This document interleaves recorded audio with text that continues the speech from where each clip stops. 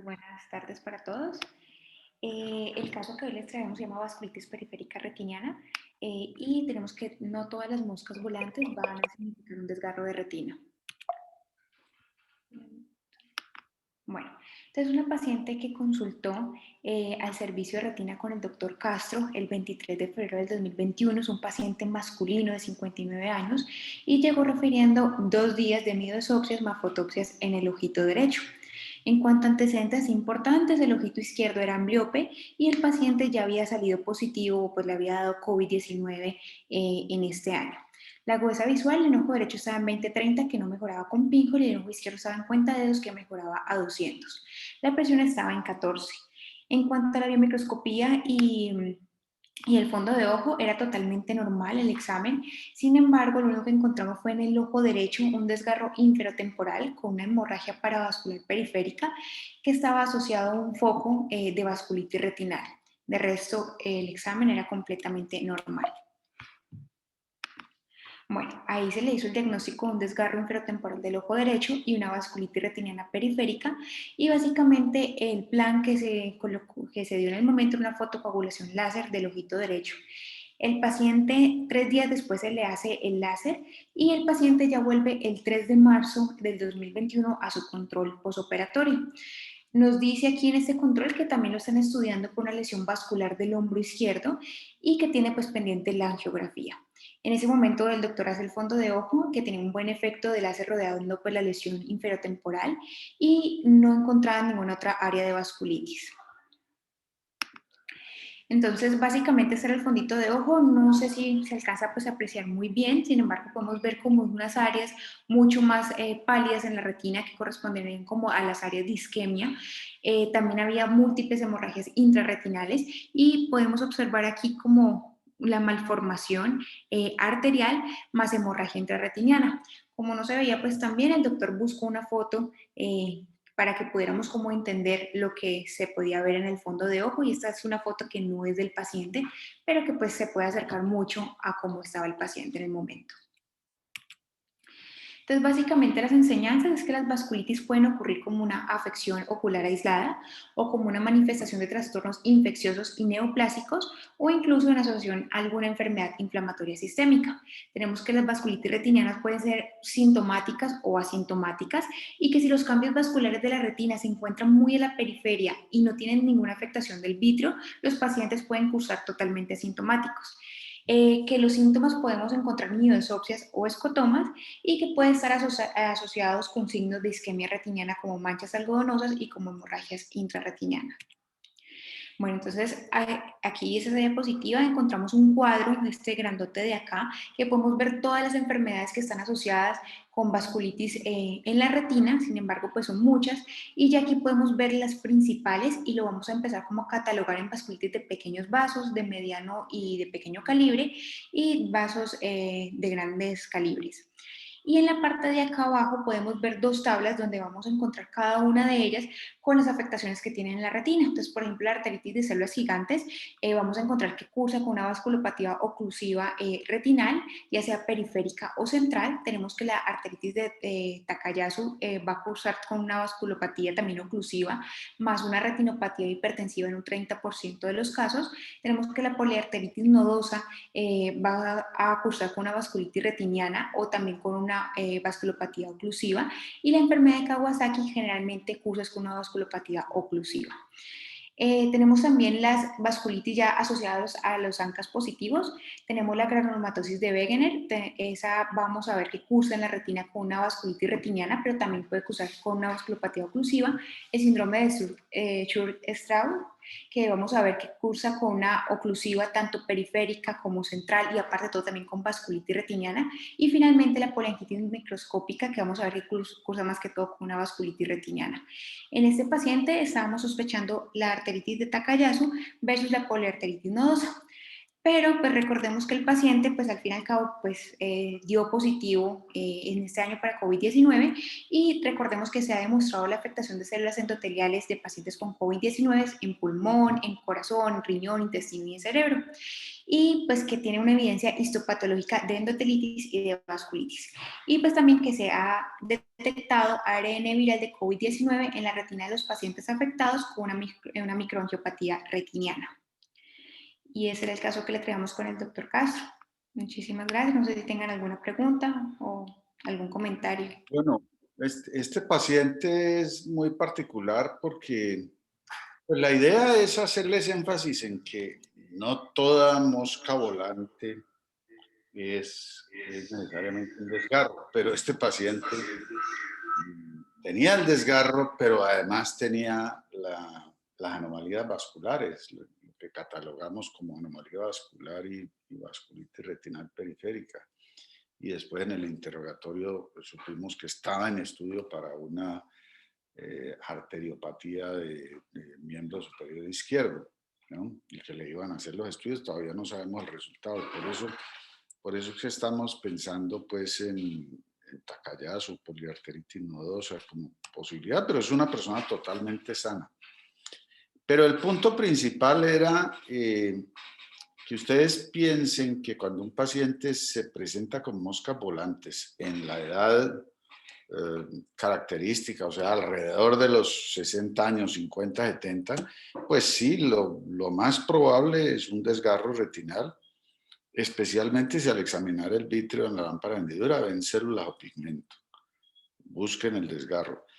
Pero si ven células rojas, sangrecita, puede no ser un desgarro. En personas jóvenes es muy raro que un paciente que se presenta con moscas volantes sea un DDP. Entonces, no hagan ese diagnóstico en jóvenes, miren muy bien las células, van a encontrar con mucha frecuencia que son blancas y entonces lo que tienen que buscar es el foco de toxoplasmosis, que es lo más frecuente aquí. Si lo que encuentran es hemorragia y no hay nada, pues entonces buscar cuidadosamente la periferia, porque puede ser una vasculitis retinal periférica, sea asociada a problemas sistémicos o sea idiopática o enfermedad de Hils. Bueno, muchas gracias, María Alejandra. Muchas gracias, Aleja. Por favor, continuamos con Caterine González. Buenas tardes. Buenas tardes. Bueno, el caso que les traigo para hoy se llama pseudofaquia complicada. Es un paciente que vimos en compañía del doctor Carlos Rivera, glaucomatólogo. Este es un caso que vimos el 22 de febrero, que llega a la consulta de glaucoma. Se trata de una mujer de 71 años que es remitido por un oftalmólogo general en Pereira y lo remite básicamente por presentar aumento de la presión intraocular posterior a una pseudofaquia del ojo izquierdo. En agosto 29 del 2020 se le realizó a la paciente una FACO más un implante de lío en sulcus y requirió vitrectomía en el ojo izquierdo anterior. La paciente desde entonces refiere visión borrosa y dolor ocular leve que ha sido progresivo de más o menos 6 meses de evolución en el ojo izquierdo. Para ese momento la paciente estaba recibiendo tratamiento por su hipertensión ocular con brimonidina, prednisolona más fenilefrina, travoprost más timolol y acetazolamida oral. Como antecedentes relevantes solo mencionaba que presentaba hipertensión arterial en tratamiento. Al examen oftalmológico, la paciente presentaba en el ojo derecho una agudeza visual de 20/50 que mejoraba a 20/30 y en el ojo izquierdo presentaba 20/80 que mejoraba a 20/50. Como podemos ver en la foto, bueno, en su ojo derecho lo único relevante es que presentaba una opacidad nuclear una opacidad del cristalino N2 y NS2, y en el izquierdo podemos ver que hay una córnea clara. Se observan 3 puntos de sutura en la incisión superior corneal. La cámara anterior estaba formada con una pupila discórica, también se observa midriática, y hacia nasal se desplazaba. Presentaba un lente intraocular rígido que se encontraba en sulcus y que estaba desplazado hacia temporal con una aparente banda vítrea que vemos acá. En la presión intraocular encontramos que en el ojo derecho estaba en 12 y en el ojo izquierdo en 32. A la gonioscopía en el ojo izquierdo presentaba un ángulo mayor de 30 grados, excepto en el cuadrante superior porque presentaba una pequeña siniquia. Y en el fondo de ojo, en el derecho presentaba una excavación de 0,3, en el izquierdo una papila de bordes regulares con un anillo neuroretinal rosado, pero presentaba un adelgazamiento inferior con una excavación de 0,6 y los vasos y mácula y retina se encontraban retina periférica sana. Esta es la VM que se le solicita a la paciente, es una VM que fue leída por la doctora Catalina Ferreira y encontramos que vemos unos ángulos iridocorneales abiertos, sin embargo podemos observar el desplazamiento hacia temporal o la inclinación del lente que estaba pues en sulcus. Adicional a eso también lo reportaron con vítreo en cámara anterior.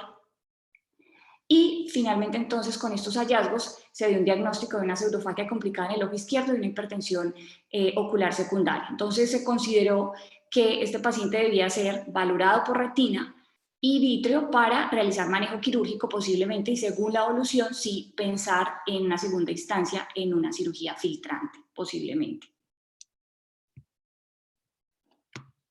Entonces, la retina lo valora en el Instituto de Niños Ciegos y Sordos por el doctor Sinisterra, le encuentra de todas maneras en el ojo izquierdo su agudeza visual igual en 20/80, a la biomicroscopía no se encontraban otros hallazgos, se corroboraron los anteriores y la presión intraocular ese día estaba en el ojo izquierdo de 22. En el fondo de ojo encontramos una excavación de 0,7 por 0,7 con una mácula que presentaba pérdida del brillo foveal y una retina aplicada.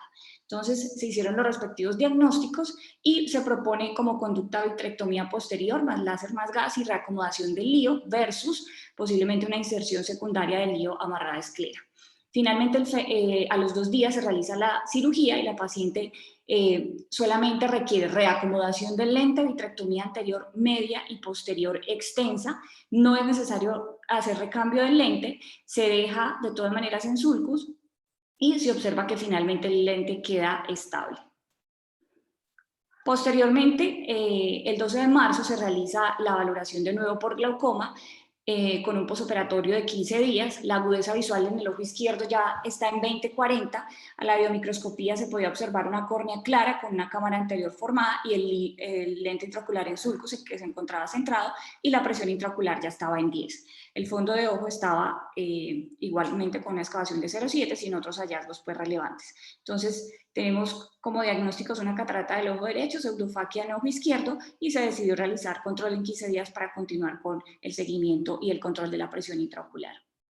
Entonces, como aprendizaje de este caso, lo primero es que nunca debemos subestimar la presencia del vítreo en cámara anterior, como en este caso el paciente lo primero que debía requerir era ser valorado e intervenido de manera temprana por retina para evitar complicaciones tardías. El segundo punto es que en caso de complicaciones tardías, lo ideal es que no se apresuren a realizar procedimientos combinados y lo que se recomienda es manejar el mecanismo primario, como ocurrió en este paciente, realizar una buena vitrectomía para evitar así posteriormente manejo quirúrgico que puedan ser innecesarios. El mecanismo entonces en este caso era netamente inflamatorio, se presentó una trabeculitis secundaria a la presencia de vítreo, que lo que estaba generando era una inflamación ocular y que también estaba causando un desplazamiento del lente intraocular. El cuarto punto de aprendizaje es que siempre debemos explorar, identificar y tratar en lo posible de encontrar la causa.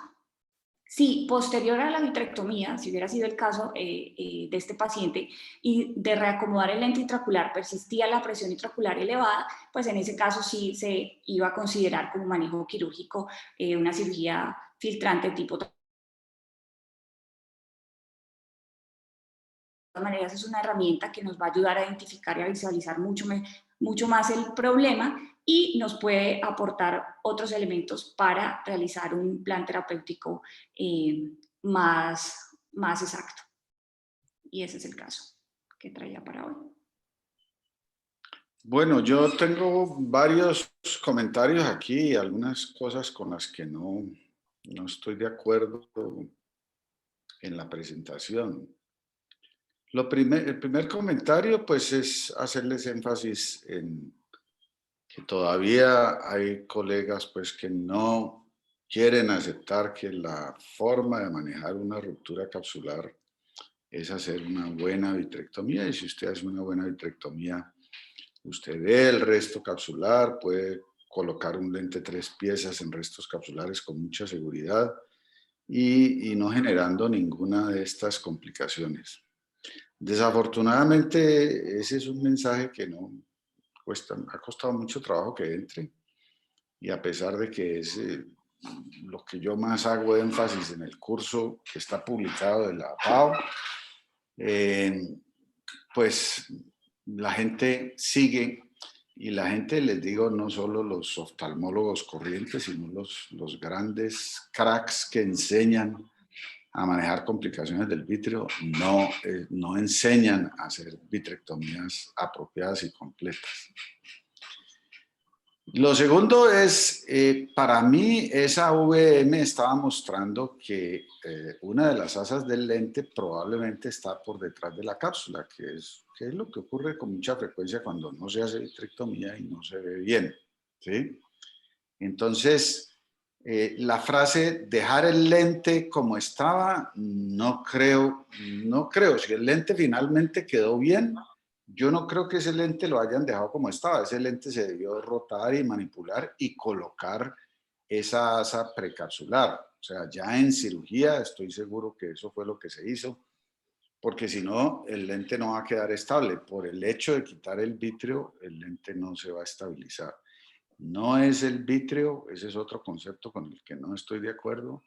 No es el vítreo en la cámara anterior el que desplaza el lente, no es el vítreo el que produce inflamación, sino que la inflamación es producto de toda la cirugía, de todo el problema quirúrgico. Había aparentemente ahí también restos corticales. Entonces, sí hay que quitar el vítreo, es importante quitarlo, y sobre todo que no quede enredado en las patas del lente. Cuando ustedes vean un lente así de descentrado, con una VM así de oblicuo, tienen que pensar que no es simplemente hacer vitrectomía y luego en cirugía allí medio posicionar el lente con el paciente boca arriba. Usted centra el lente y el lente se le queda centrado allí, y después al día siguiente o a los 2 días se le cae otra vez. Entonces, uno debe coger estos lentes, idealmente pasarlos a cámara anterior para estar seguro de que se liberan de todas las adherencias vítreas, hacer muy buena vitrectomía, identificar el resto capsular y luego volver a pasar el lente a la cámara posterior por delante de la cápsula. Entonces, yo sí quiero dejar sentado que no estoy de acuerdo con el concepto de que es el vítreo el que empuja el lente o que es el vítreo el que produce la inflamación, ¿no? El vítreo adherido a las patas del lente, adherido a la incisión, sí produce una inflamación crónica posterior que lleva a edema macular, pero no es el responsable necesariamente del glaucoma. En este caso, para mí, el glaucoma es la inflamación asociada a la cirugía, y haber hecho una buena vitrectomía, haber quitado todos los restos, haber puesto otra vez el lente en su sitio, pues solucionó el problema. Ok. Bueno, doctor, gracias. Doctor Castro, buenas tardes. ¿Me permite también intervenir un poquitico?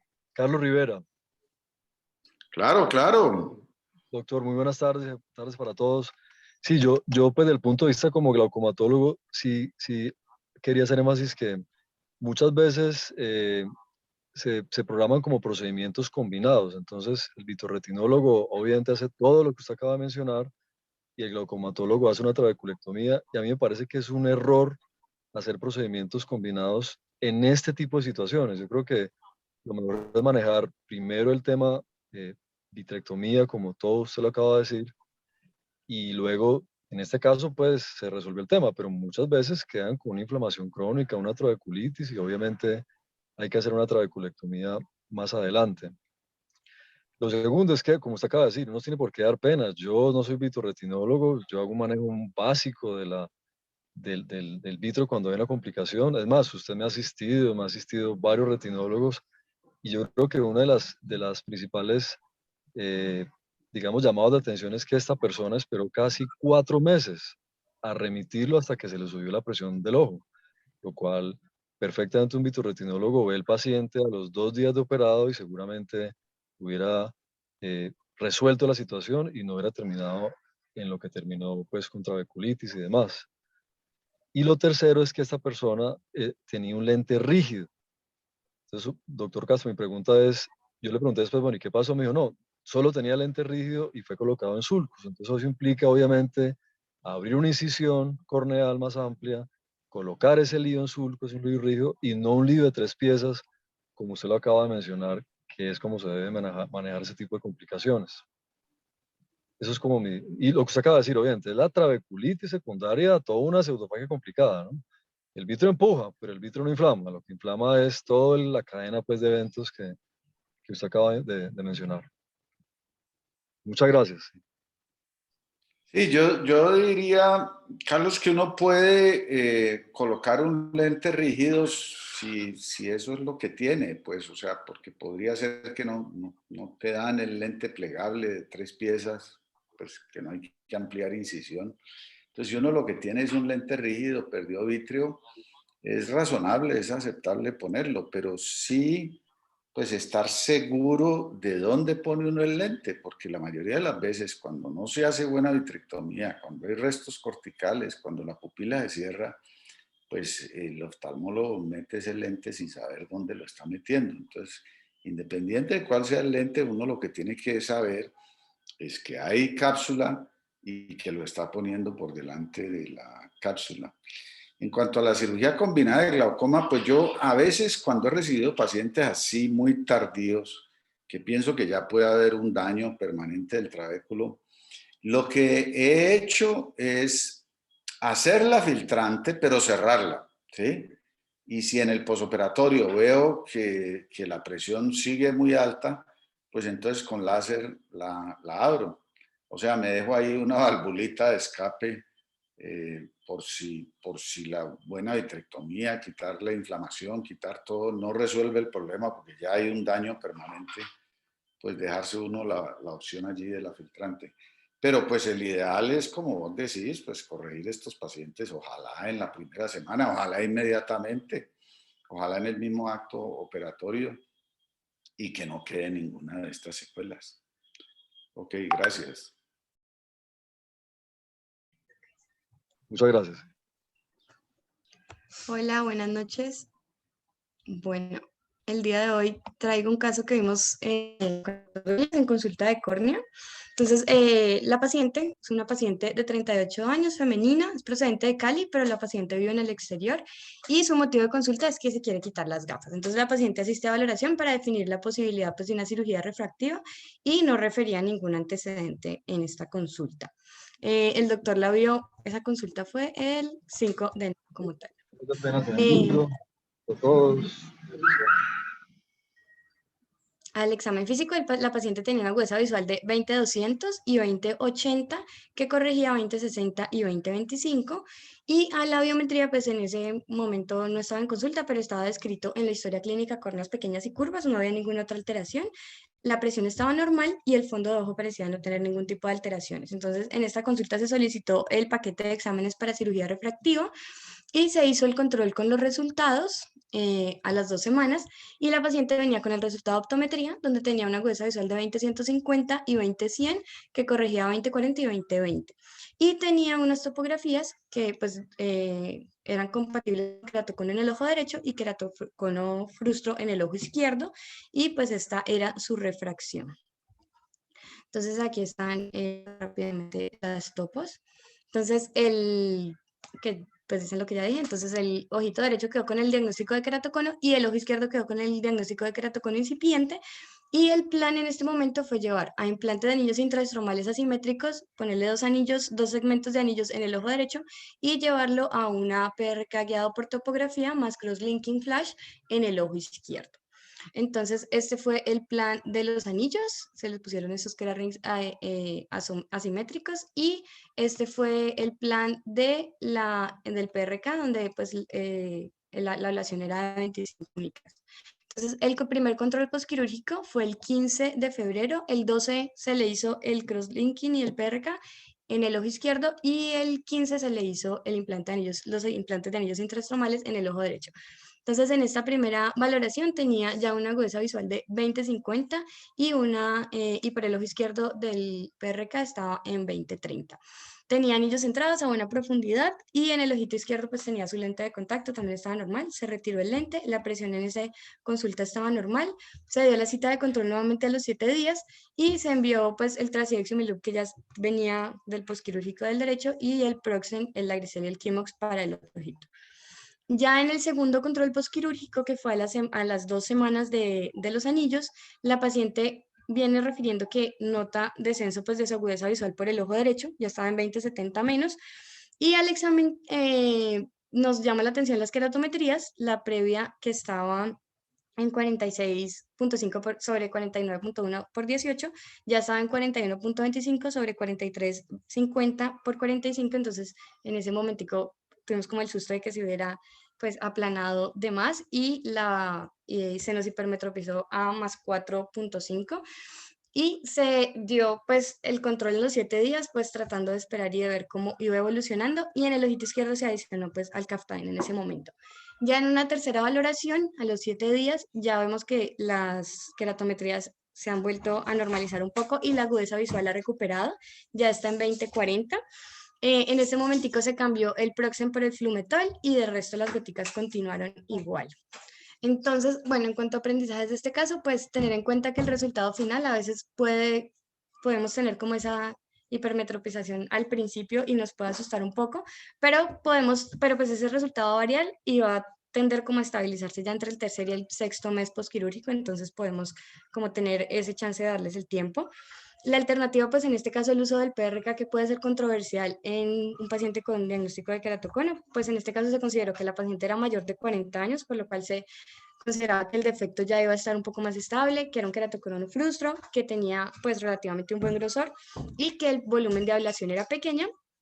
Y por último, tener en cuenta pues la valoración prequirúrgica, que es la importancia pues de solicitar y revisar bien si son los exámenes de este paquete de paraclínicos para evitar sorpresas después, porque casualmente la semana pasada también tuvimos un paciente que ya lo habían intervenido de una cirugía refractiva y cuando vemos pues la primera topo después de la refractiva era de cierta manera como evidente que ese defecto no había aparecido justo después de la refractiva, sino que posiblemente lo tenía desde mucho antes y no se tuvo en cuenta en el paquete. Muchas gracias.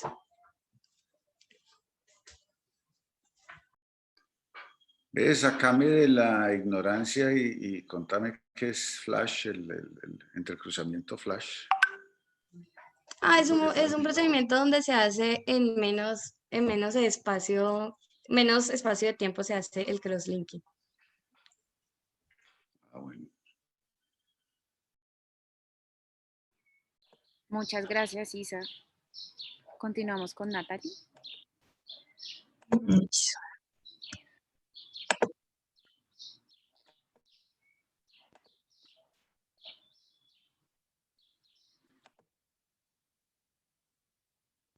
Hola, buenas noches.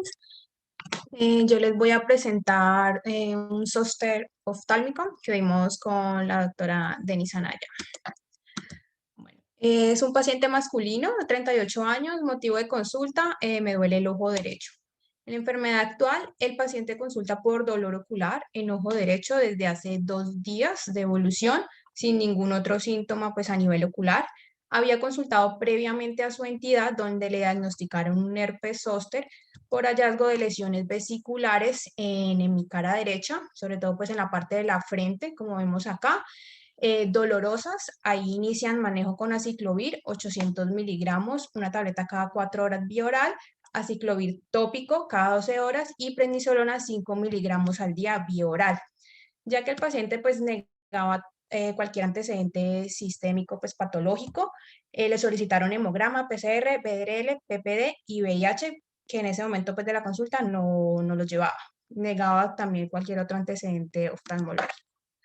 Ya al examen oftalmológico tenía una agudeza visual sin corrección, tanto en ojito derecho como izquierdo, 20/20 menos 2, y una microscopía con, bueno, signo de Hutchinson negativo, y en ojito derecho, párpado superior con vesículas que se extendían pues a región frontal derecha, una margen palpebral con collaretes, y en la córnea veíamos una lesión sin bulbos terminales, que vemos acá, a nivel paracentral inferior.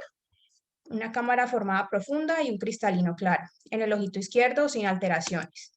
Lapío de ambos ojos de 14 y fondo de ojo en ojo derecho con un disco redondo, bordes definidos, una excavación de 0,4, mácula sana, buen brillo foveal, retina herida y un látice temporal en ese ojo. El ojo izquierdo, una excavación de 0,4 sin alteraciones. Se hizo pues el diagnóstico de un herpes zóster en el ojo derecho y se le indicó al paciente pues seguir con el tratamiento que ya venía de su EPS, que era la ciclovir 800 miligramos 5 veces al día, y ante la tinción de la córnea con esa configuración pues sospechosa y ya su diagnóstico de herpes zóster, se le decidió también adicionar el ganciclovir tópico 5 veces al día en el ojo derecho.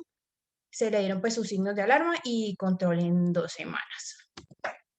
Entonces, en cuanto pues a los aprendizajes, pues hay que hacer también primero un diagnóstico pues diferencial con el virus del herpes simple y pues el herpes zóster, que este último pues va a tener un exantema unilateral que respeta la línea media como lo presentaba pues el paciente, y se va a caracterizar por un dolor mucho más intenso que las lesiones que causa el herpes simple. En la historia clínica es importante preguntar pues la duración de la erupción, el tipo de dolor que tiene pues el paciente también en esas lesiones, preguntar sobre si el paciente pues tiene algún antecedente de, de inmunodepresión o factores de riesgo para VIH-Sida, pues que puede ser más frecuente sobre todo pues en estos pacientes jóvenes, que es muy raro pues que inicien con un zóster. Si tienen cambios en audición, dolor o debilidad facial o vértigo, pues pensando en una afectación en par craneal séptimo, que sería pues un síndrome de Ransom-Hunt, y si tiene erupciones en otros lugares. El examen pues ocular que pues debe ser completo, una bio pues que tenga fluoresceína o rosa de bengala, control de la pío, perdón, y un examen de fondo de ojo dilatado para evaluar cuidadosamente pues que no tenga una necrosis retiniana aguda que puede estar presente en pacientes inmunocompetentes o una necrosis retiniana externa progresiva en los pacientes con inmunodeficiencia. Entonces, pues tener claro pues que la queratitis epitelial es una de las lesiones más frecuentes, que puede estar presente en más del 50% en los primeros 2 días tras el comienzo del exantema, como le apareció pues al paciente de nosotros, y suele resolverse de manera espontánea al cabo de pocos días. Y que las lesiones en estos pacientes con zóster, las dendritas, pues son mucho más pequeñas y mucho más finas. De hecho, bueno, esta no tenía pues las terminaciones como es frecuente en el herpes simple. Y como lo dije anteriormente, pues la evaluación médica completa, sobre todo pues en los pacientes niños o adultos jóvenes que inician con un zóster, porque pues es más frecuente que se en adultos mayores, entonces hay que buscar pues inmunodeficiencias o neoplasias malignas. Y pues ya tras una afectación ocular se va a hacer pues un seguimiento entre 1 a 7 días según la gravedad de la lesión pues que nos aparezca, y ya resuelto pues el episodio agudo, revisarlo cada 3 a 6 meses por el riesgo pues de recaídas. Gracias.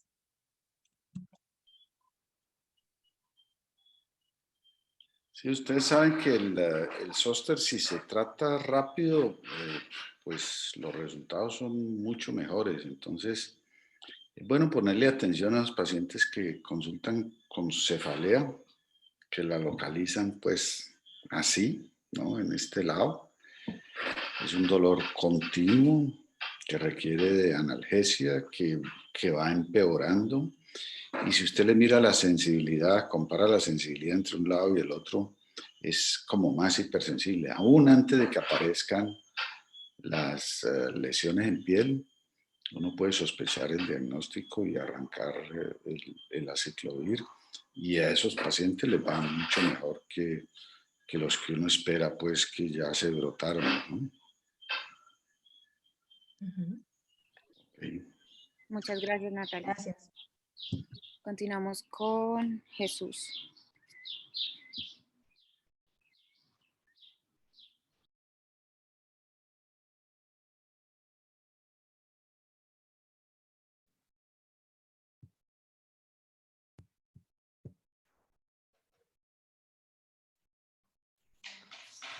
Buenas noches. El caso de hoy es topografía corneal en un paciente con pterygium. Fue visto con el doctor Gerson López. Fue un paciente que acudió a valoración médica, estaba viéndose en conjunto con otro especialista masculino de 60 años de edad que consulta por un cuadro clínico de 6 meses de evolución con fluctuación en la agudeza visual y estaba en seguimiento por tener cataratas en ambos ojos. En este momento el paciente lo que refiere es que acude para realizarse el procedimiento de la extracción de las cataratas. Dentro de sus antecedentes tenía quirúrgico una cirugía de pterygium en ambos ojos en 1995 que tuvo recurrencia en el ojo izquierdo y madre con glaucoma. En la agudeza visual teníamos que en el ojo derecho estábamos lejos sin corrección en cuentadedos, pinhole 400, y en el ojo izquierdo estábamos 20-150 con pinhole que nos corregía a 20-50. En los cristalinos teníamos una catarata nuclear de 3/4 cruces en ambos ojos y en conjuntiva vulvar del ojo izquierdo teníamos este pterygium nasal grado 3 con insuficiencia limbar. Este caso nos llamaba la atención porque pues acudía ya con la biometría y a simple vista pues empezaba a llamar la atención la gran diferencia que había en los astigmatismos. En el ojo derecho tenemos de 0,72 mientras en el izquierdo de 8,04, pero al revisar la longitud de los ojos pues es muy similar, entonces pues empieza ahí como a llamar la atención del por qué se presenta esto. Y vemos que en el cálculo de los lentes, pues la diferencia era marcada. En el primero, en el ojo derecho de 18 dioptrías, en el izquierdo nos marcaba de 21, pues en promedio en este tipo de lente. Pues aquí tenemos diferentes fórmulas de lentes que nos daban y también traía las topografías. Entonces vemos en el ojo derecho, pues un ojo con unas curvaturas un poco regulares, el astigmatismo que nos marcaba de 0,8, el punto más delgado de la paquimetría de 551 micras y el central de 566. Vemos que en los índices teníamos un KPI pues bajo de 0,1, con los otros también dentro de rango de normalidad, el CLMI, el CAPROP y el PPK. Vemos que el CLMI aquí también está normal, pues al 0%, y en las aberrometrías, unas aberrometrías pues en realidad bajas, que no nos pues indica algo patológico en este ojo, pues pensando en alguna patología. Sin embargo, en el ojo derecho sí vemos una asimetría con un astigmatismo con la regla. Vemos el astigmatismo de 8,04 dioptrías con el punto más delgado de 564 y el central de 612. Sin embargo, aquí ya nos empiezan pues, a ver unos cambios en el KPI del 2,4%, CAPROS del 3, el CLMI de 2,4. Aquí pues empezamos a sospechar algo en esta córnea al ver este aplanamiento que es más nasal, con una diferencia de temporal nasal pues que es notable. Y al revisar el CLMI pues vemos que está muy alto y que nos indica que hay una patología pues, con una sospecha de queratocono. Sin embargo, pues también revisamos las aberrometrías y vemos que también están elevadas, con una coma horizontal pues también elevada. Sin embargo, en este paciente se empezó a sospechar es que todo esto era asociado pues al pterygium, y lo ideal era primero realizar el retiro del pterygium y luego tomar una nueva topografía a ver si con eso nos cambiaba en algo. Se realizó la cirugía del pterygium, quedó un glaucoma nasal y se toman las topografías de control. Entonces vemos en el control una topografía que evidentemente hubo un cambio notable. Vemos ya la córnea un poco más regular, con un aplanamiento más adecuado. El astigmatismo bajó casi 7 dioptrías, quedó en 1,29 dioptrías. Sin embargo, aquí pues los índices sí variaron un poco. El KPI aumentó en 15, que nos da ahí como algo de sospecha. Sin embargo, el CLMI ya pues está en 1,28, debajo de 3 dioptrías. Entonces como que nos hace ahí sospechar un poco. Y el CAPROP también por encima de 14, en 16,9, que nos deja ahí como la duda. Sin embargo, aquí el CLMI sí está totalmente bajo, y llamó aquí la atención en esto también era, perdón, en los mapas, pues veíamos esta depresión, este cambio en la curvatura posterior.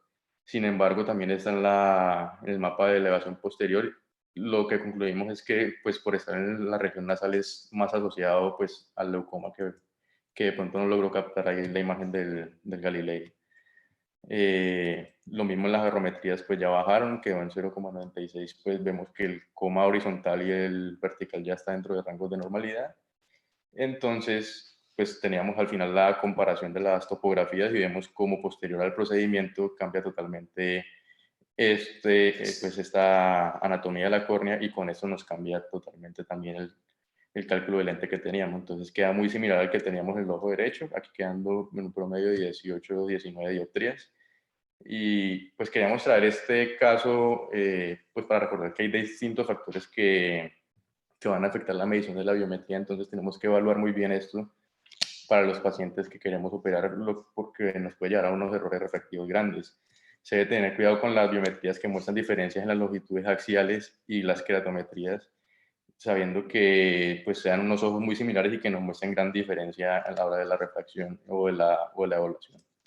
Y debemos también valorar la superficie ocular en la biomicroscopía muy bien para descartar unas irregularidades que ocasionen pues esas distintas lesiones como el pterigio, que nos puede afectar toda la evaluación de estos pacientes. Muchas gracias. Sí, es una presentación que ilustra muy bien pues la importancia de que cuando hay un pterigio importante, pues sí, y que está afectando la curvatura corneal, se debe operar primero el pterigio y luego la catarata. No es la única razón. La inflamación y la cicatrización que uno requiere para un pterigio y la que no requiere para una catarata se mezclan y eso se vuelve un enredo. En alguna época, muy comenzando mi práctica, se me ocurrió que uno podía combinar las dos cosas. Hice un par de casos y me supieron a cacho, pues nunca más volví a pensar que esas eran dos cirugías, por si acaso le ocurre, porque a uno le puede ocurrir. No, pues es que yo sé operar pterigio muy bien y sé operar catarata muy bien, entonces yo combino las dos. Les aseguro que les sabe a cacho, no se metan a hacer cirugías combinadas, arreglen siempre el pterigio primero, si es que hay necesidad de arreglarlo, ¿no? Okay. Muchas gracias. Muchas gracias, Jesús. Continuamos con Gabriel.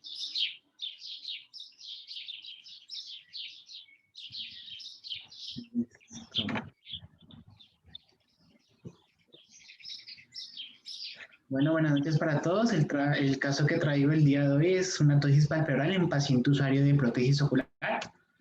Paciente acude a uno de los controles el día 29 de octubre de 2020. Entonces, un paciente masculino de 62 años de edad, usuario de prótesis ocular izquierda desde hace 7 años, acudió ese día a una cita de control, refiere en esta cita notar permanentemente una caída del párpado superior izquierdo, la cual desea mejorar. Como antecedentes, paciente sufre de dislipidemia, manejo con lovastatina y tuvo el antecedente quirúrgico de una evisceración del ojo izquierdo de 7 años por un trauma ocular penetrante. Entonces, son la fotografía de ese día de la consulta. Podemos ver la ptosis en el ojo izquierdo y pues aquí se ve su prótesis ocular. La agudeza en el ojo derecho conservada, en la biomicroscopía en el ojo derecho normal, en los párpados sí se nota la ptosis palpebral severa, un pliegue alto con una buena función del elevador, las hendiduras palpebrales en mirada primaria en el ojo derecho de 10 milímetros, en el ojo izquierdo de 5 milímetros, una cavidad oftálmica izquierda viable con una prótesis en posición, al retirarla no se evidenciaron secreciones y un implante orbitario bien posicionado y la motilidad ocular preservada en ambos ojos. Se le realizó el test de fenilefrina, donde se pudo evidenciar ya una simetría total en comparación con su lado contralateral y por lo tanto se dieron los diagnósticos de ptosis palpebral en el ojo izquierdo, anoftalmos, y la conducta fue una corrección de ptosis palpebral por resección vía posterior en el ojo izquierdo. Por motivos administrativos, pues la cirugía tardó un poco en autorizarse y se realizó el 1 de marzo, se optó por la conjuntivomilarectomía, que es otra forma de llamar el abordaje vía posterior, donde se realizó el marcaje inicial del todo el tejido a reseccionar, se hizo la sutura de este tejido, el clampeo, una vez ya realizado el clampeo se hizo la resección de todo el tejido y posteriormente se procedió a realizar el cierre planos. Este es el resultado posquirúrgico inmediato, donde aquí podemos ver la foto de antes y después del posquirúrgico inmediato ya se evidencia ya la simetría total. Y esto es el posquirúrgico del día siguiente, donde obviamente se ve un poquito de edema palpebral, pero se puede evidenciar ya la simetría total en este paciente. ¿Qué aprendizajes me deja este caso? En primer lugar, recordar que los pacientes con cavidad oftálmica tienden a desarrollar con el tiempo una serie de manifestaciones que hacen parte del síndrome de cavidad oftálmica, que consiste en ptosis palpebral, que es lo que presentó el paciente, desplazamiento de la prótesis, laxitud del párpado inferior, deterioro de la función del elevador y o depresión del surco superior. La manipulación repetitiva del párpado superior en el momento de la colocación de la prótesis tiende a generar una ptosis palpebral de origen aponeurótico. La corrección de vía posterior o conjuntivo-mielectomía está indicada en ptosis palpebral en la que se da una respuesta adecuada con la prueba de fenilefrina o neosinefrina también se puede realizar, y tener en cuenta que en la evaluación de la función del elevador y el estado del surco palpebral para determinar la severidad de la ptosis y según los hallazgos poder definir un respectivo abordaje quirúrgico. Y es el caso que traía para el día de hoy.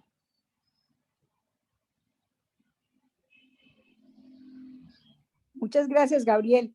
Quiero, ahora que presentaste estas fotos de este paciente, quiero que cuando ustedes, preguntarles si ustedes le hacen firmar un consentimiento al paciente cuando le van a tomar estas fotos.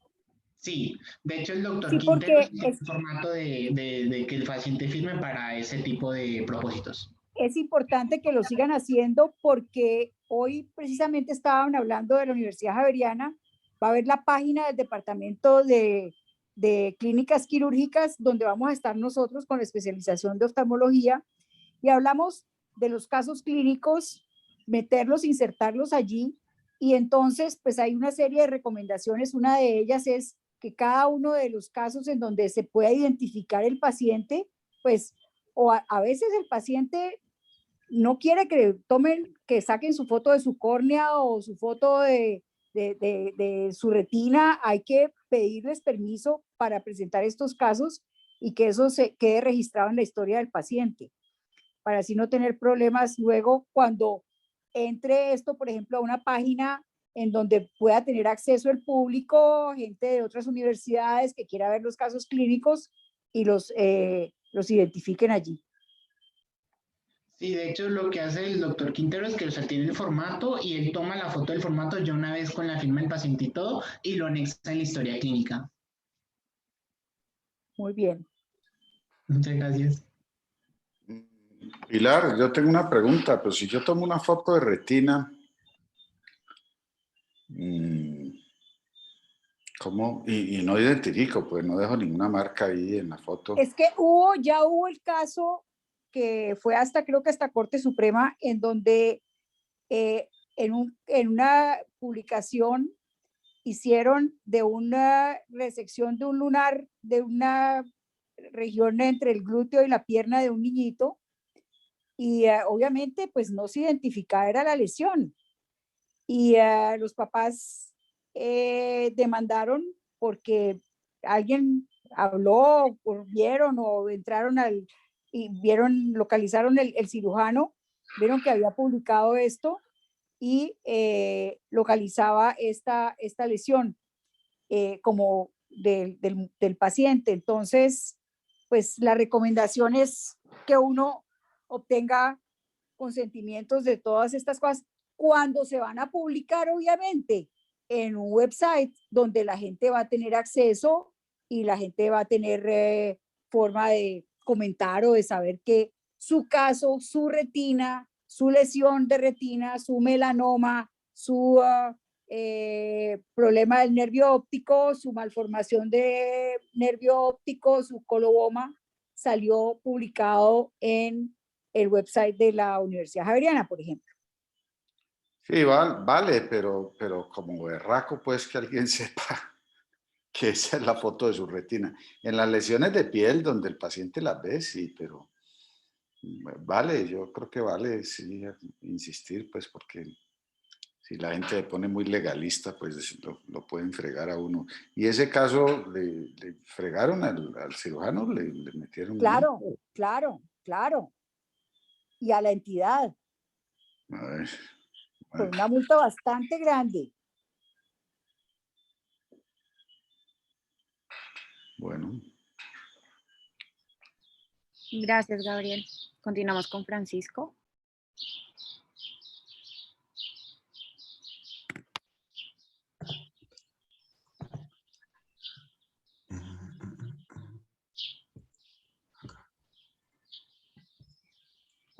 ¿Ahí se ve? Sí, perfecto. Buenas noches, ¿cómo están? El caso que les traigo hoy es un síndrome de Brown iatrogénico. Entonces, este es un paciente que vimos en la consulta de oftalmología del Instituto para Niños Ciegos y Sordos el día 20 de febrero del 2021.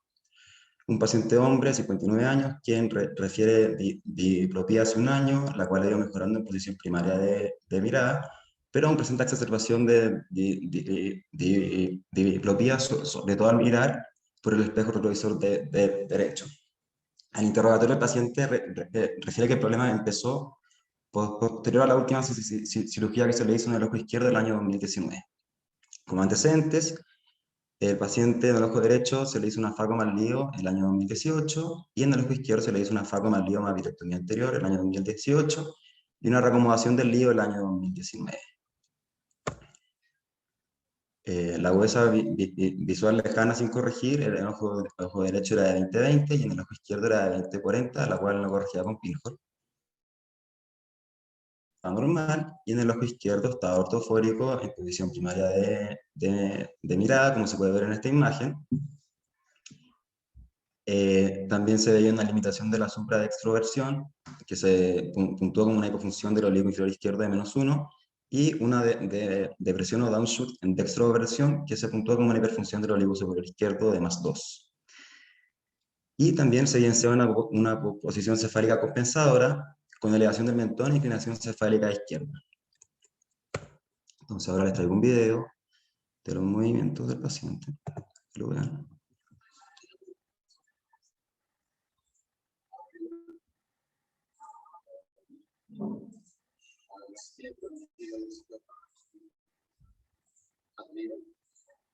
Ahí se puede ver. Ahí.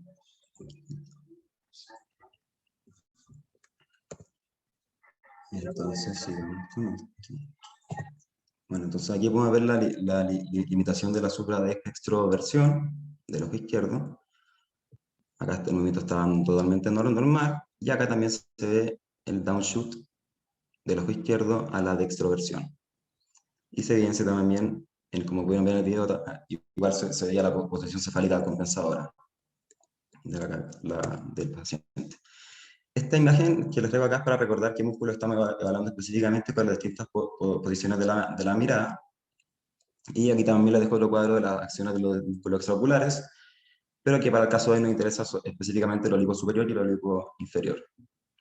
Entonces la función primaria del oblicuo superior es la intorsión, y la primaria del oblicuo inferior es la extorsión, la secundaria del oblicuo superior va a ser la depresión, y la secundaria del oblicuo inferior la elevación, y la tercera de ambos va a ser la abducción. Entonces la biomicroscopía del ojo derecho destaca solamente un pterígeno atrófico nasal grado 2 y un lente intraocular in situ. Y en el ojo izquierdo destaca una atrofia iridiana a las 4 horas y un lente intraocular in situ. La presión de ambos ojos era de 12 milímetros de mercurio. Y en el fondo de ojo del ojo derecho se describía la papila de bordes definidos con una excavación de 0.2, una mácula sana, y en el ojo izquierdo la papila de bordes definidos con una excavación de 0.2 y la mácula ligeramente desplazada superior, por el mismo tema de la intorsión. Entonces, la impresión diagnóstica fue un síndrome de Brown atrogénico del ojo izquierdo, y la conducta fue solicitarle una resonancia magnética de órbitas, la cual todavía no tenemos el resultado, control con resultado en el instituto, y quedó pendiente el programa de la cirugía de estrabismo. Esto es para recordar que la anestesia perivulvar se realizan 2 inyecciones por fuera del cono muscular de los rectos, mediante una aguja de 25G, que ojalá no debería superar los 35 milímetros de largo.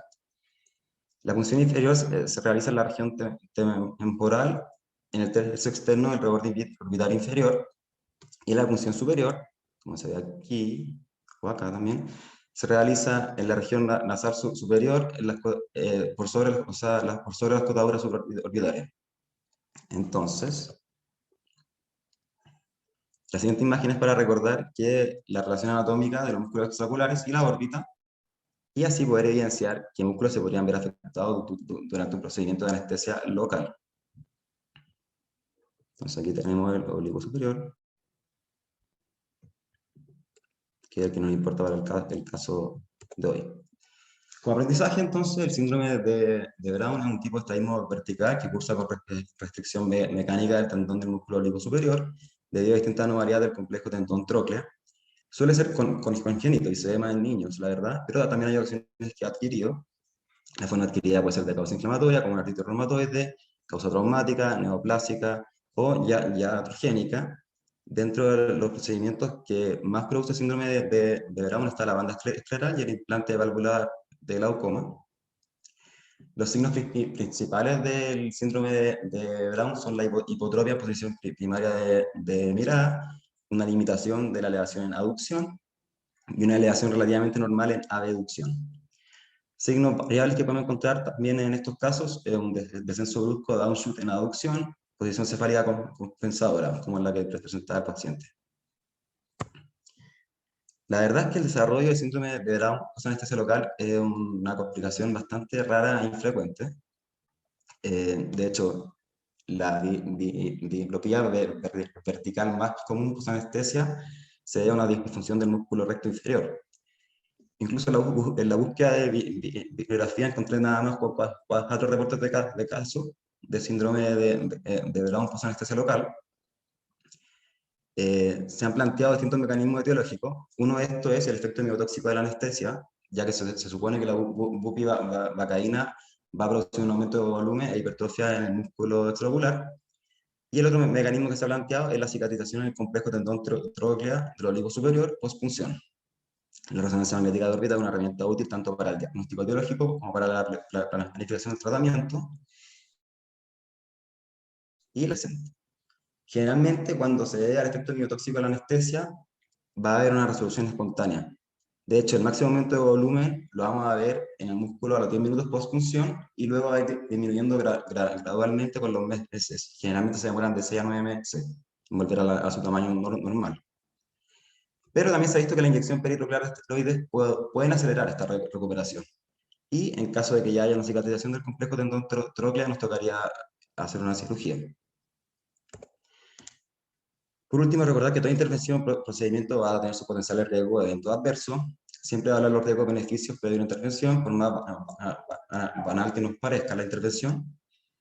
Explicar las posibles complicaciones del paciente previo al procedimiento y ante aparición de algún evento adverso esperado o inesperado, ser sincero con el paciente, ofrecerle dentro de lo que yo puedo mi ayuda y remitir a la brevedad en caso que sea necesario. Y eso es lo que les quería contar hoy.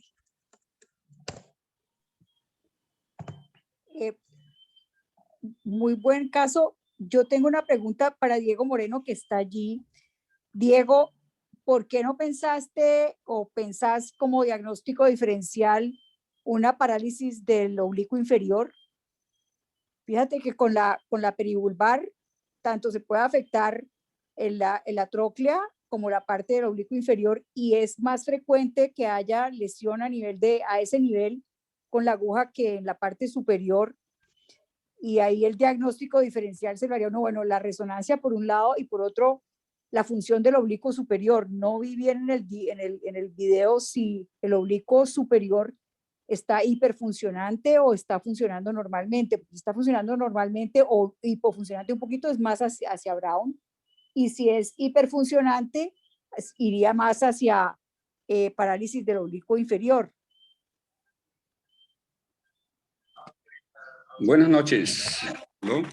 Sí, vea, al principio pensé en el oblicuo inferior, yo revisando lo que es el problema con el compromiso del oblicuo inferior, lo decidí como muy raro, pero sí le hace uno pensar en la patología del oblicuo inferior. El paciente inicialmente tenía diplopia en posición primaria, eso tiene de evolución 2 años, pero poco a poco fue mejorando, y el problema que le quedó a él sobre todo es cuando maneja. Cuando él maneja, al mirar el espejo retrovisor, ve 2 y 3 carros. Entonces, yo creo que ahí hace, el ojo comprometido es el que maneja es el dominante. Y en esa parte, cuando mira hacia allá, se dispara hacia arriba el recto superior y le hace ver doble. pues es muy, hay que ver, esperar la resonancia a ver qué aparece, pero son muy típicas las manifestaciones del downshot que presenta y la limitación de la elevación de extroversión. Y la posición de cabeza también lo hace pensar a uno, ¿no? Sí, tiene un poquito de posición compensadora de cabeza. Yo tengo una pregunta. ¿No pensarían también en una lesión del cuarto par de pronto, más de origen, no sé, algo isquémico o algo, ya que pues, el Brown es muy raro, ¿no? Uno lo que ve es como, más bien como una hiperfunción de ese oblicuo superior, porque eso lo tira ese ojo para abajo, pero duro, que estaría en contra de la compromiso del cuarto. Claro. Sí. Ya. Y otra pregunta, ¿cuál sería el plan quirúrgico en este caso? Porque hasta donde tengo entendido, pues lo poquito que yo aprendí de estrabismo era intentar liberar el oblicuo o incluso tenectomía, ¿no? Eso es lo que un poquito que aprendí.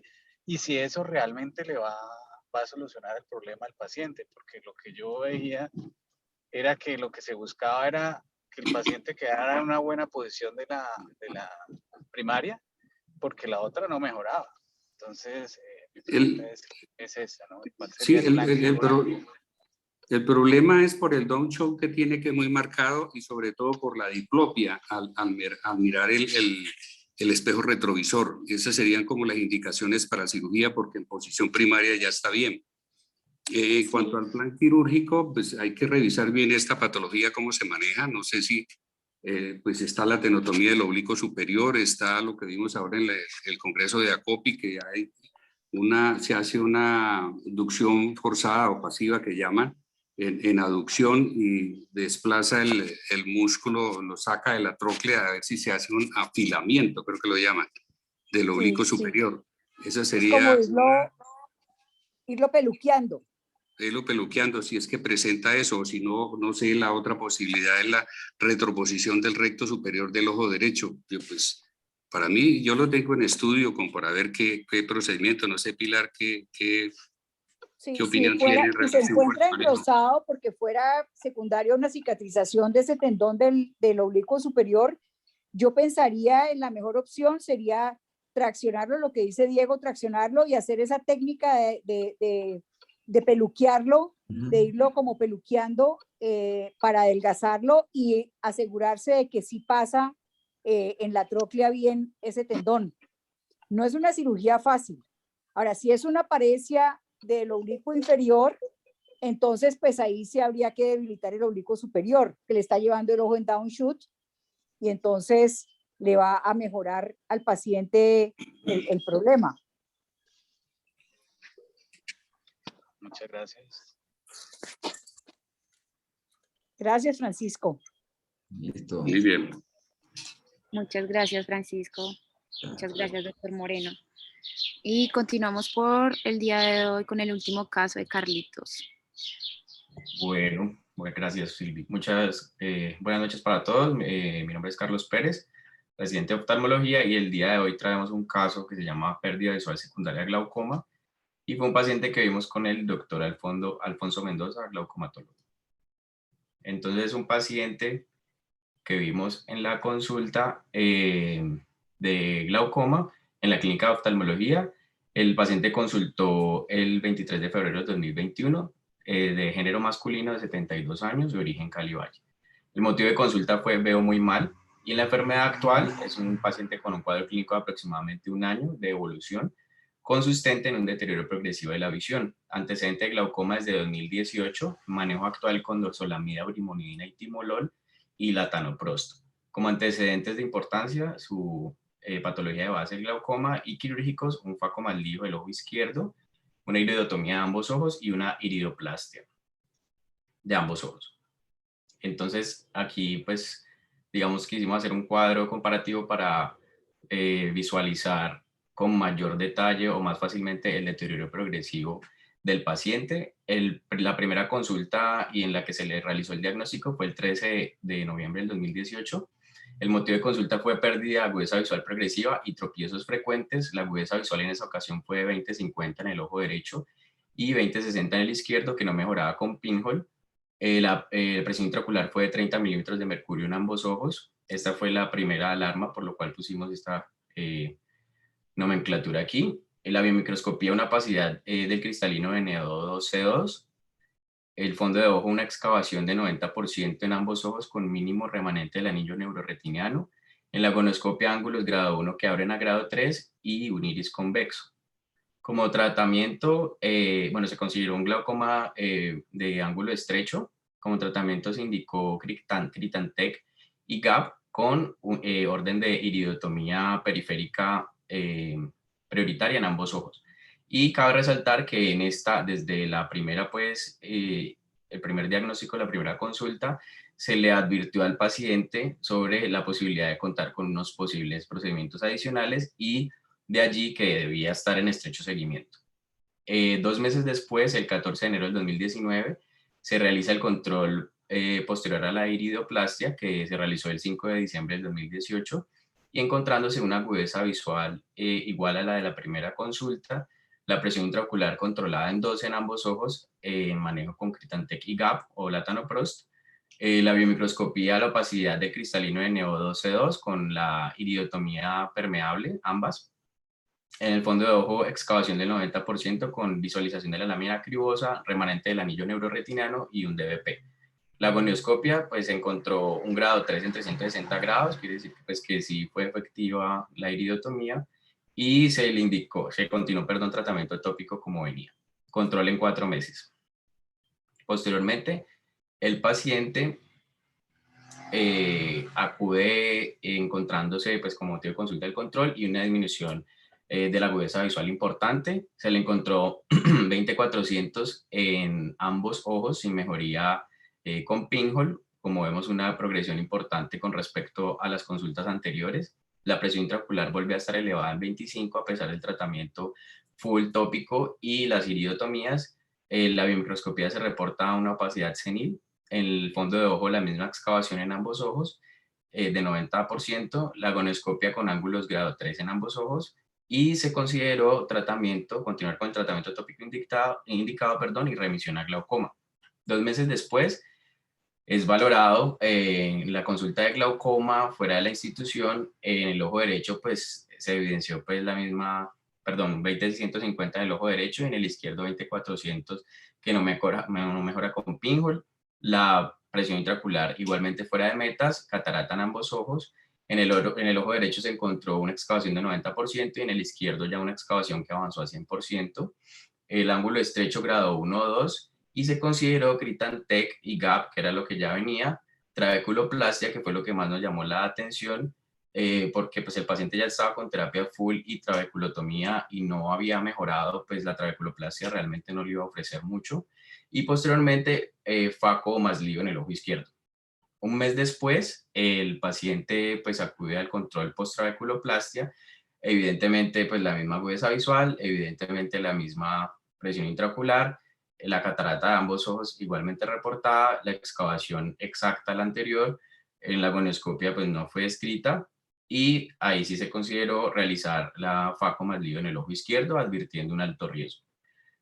El procedimiento se realiza un año después de esta consulta, en 14 de agosto del 2020, pues por trámites administrativos y por la pandemia que coincidió con, digamos, lo que había que definirle al paciente quirúrgicamente, y acude a la consulta del doctor Mendoza el 23 de febrero del 2021, un año y 3 meses después de la primera cirugía de FACO.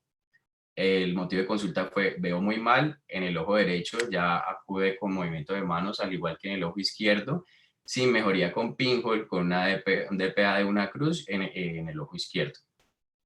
En la PIO, pues sí encontramos en el ojo derecho una PIO de 16, en el izquierdo de 14, pero recordemos que estaba con tratamiento full, la iridotomía, la trabeculoplastia y la FACO en el ojo izquierdo. En En la biomicroscopía, perdón, en el ojo derecho encontramos la iridotomía permeable con una opacidad NO2 C2P1, en el ojo izquierdo la iridotomía igualmente permeable y el lente intraocular centrado transparente con una opacidad de 2 cruces. En el fondo de ojo ya la excavación avanzó del 90 a 97%, la excavación del izquierdo igualmente en 100% y una atrofia peripapilar alfa. En la gonoscopia se encontró en el ojo derecho grado 1 a 2 con una posición trabecular en 360 grados, en el ojo izquierdo grado 3 en 360 grados con abundante pigmento y presencia de sinequias. Y se consideró facomaslido en el ojo derecho, trabeculectomía en el ojo derecho y continuar con la terapia full con antiglaucomatosos tópicos. Entonces aquí podemos ver en este cuadro todas las alertas pues, que hubo para poder actuar, digamos, de manera más oportuna o más agresiva, por decirlo así, con el paciente, evitar que llegara hasta la ceguera prácticamente. Entonces los diagnósticos fue un glaucoma crónico de ángulo estrecho a ambos ojos, una catarata de ojo derecho, pseudofagia de ojo izquierdo y el plan pues que ya les acabo de describir. Entonces, ¿qué podemos aprender de este caso? Pues que el glaucoma no se nos puede olvidar que es la primera causa de ceguera irreversible en el mundo.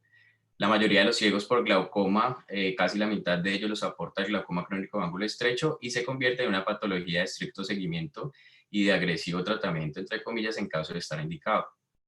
El manejo con láser, en este caso, pues la iridotomía periférica es efectivo siempre y cuando la gonoscopia no evidencie cierre sinequial del ángulo, y de allí la importancia de la gonoscopia dinámica.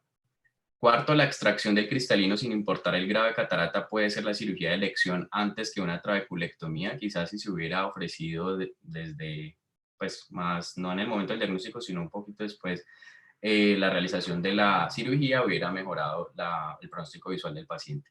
Y quinto, los tratamientos con láser, como la trabeculoplastia, están indicados para pacientes sin compromiso severo, que no era el caso del paciente en cuestión. Muchas gracias. Sí, yo quisiera enfatizar, devolvete el cuadro, Carlos, por favor. Es que el paciente realmente fue mal manejado desde el principio y como ven, aquí hay unas gonoscopias, grado 1 que habría 3 y aquí grado 3 en 360 grados. Realmente esas gonioscopias de grado 3 no eran ciertas, porque con nosotros le hicimos la gonioscopia, si miramos la columna final era grado 1 con signos de oposición trabecular. Simplemente ahí la gonioscopia, si no se hace gonioscopia dinámica y no se hace bien la gonioscopia, uno se puede confundir por líneas de pigmentación en el ángulo y que simulan el trabéculo y uno puede asumir que está viendo el trabéculo y decir grado 3. Realmente el diagnóstico era claro en este paciente de un glaucoma crónico ángulo estrecho y cuando en la tercera consulta la presión está en máxima terapia con Critantec y con GAP, pues la indicación es realmente hacerle una cirugía inmediatamente. Y fue remitido con esa intención el especialista de glaucoma, pero él le decidió hacer una trabeculoplastia. Para nada tiene lugar, toda vez que estamos hablando de un ángulo estrecho mal calificado. El mismo glaucomatólogo le clasificó como ángulo estrecho grado 1, 2 y aún así le hizo trabeculoplastia. Y por mal indicada la trabeculoplastia y mal indicada cuando hay un compromiso tan severo, porque la trabeculoplastia baja muy poquito la visión, la presión en estos casos severos y además de eso produce picos en donde se puede perder la poquita visión que tenga el paciente. Es un caso que quiso presentar Carlos, que realmente yo estoy de acuerdo porque en 3 años atrás ese paciente tenía una visión útil en ambos ojos y cómo nos llegó a nosotros con movimiento de manos en ambos ojos ya con las posibilidades acabadas, habiendo pasado por manos de un especialista en glaucoma fuera de esta institución. Ese era uno de los puntos importantes. Cuando estamos, de nuevo, cuando estamos en máxima terapia y la presión no se consigue, pues hay que hacer algo más del tratamiento médico, por supuesto. Hay que tomar alguna medida. Y la extracción del cristalino en estos pacientes soluciona el problema, inclusive con cristalinos claros, porque abre el ángulo mucho más benéfico que hacerle una trabeculectomía. En realidad, no se debe hacer una trabeculectomía en un paciente con ángulo estrecho cuando tiene un ángulo que no está sinequiado. Si no está sinequiado ese ángulo, porque como no le hicieron gonioscopia dinámica, no se dieron cuenta que no estaba sinequiado, entonces por eso es que el paciente no fue manejado bien. No fue manejado bien, y obviamente si el ángulo está sinequiado, sí necesita una cirugía filtrante, pero puede con la catarata nomás, la cirugía catarata, abrirse el ángulo, bajar la presión y controlarse el glaucoma del paciente. Esa fue la razón por la cual llevamos este caso. Fue un mal manejo desde el principio y por eso terminó en esas condiciones el paciente. Muchas gracias, doctor. Muchas gracias, Carlitos. Muchas gracias, doctor. Y Poncho, también yo quisiera mencionar que es una indicación clarísima, como acabas de decir, de extracción de cristalino transparente. Uno con la presión en 30, pues digamos que éticamente o clínicamente está muy bien indicado, como dices tú, en el 2018 haber hecho una FACO, porque es que en 2 años avanzó, por Dios, de una manera muy, muy acelerada, ¿no? Perdió la visión el paciente, Sí, claro que tenía exactamente. 90% de excavación, pero pues ahí es donde hay que actuar rápidamente. Exactamente, exactamente. No, muy interesante, muchas gracias.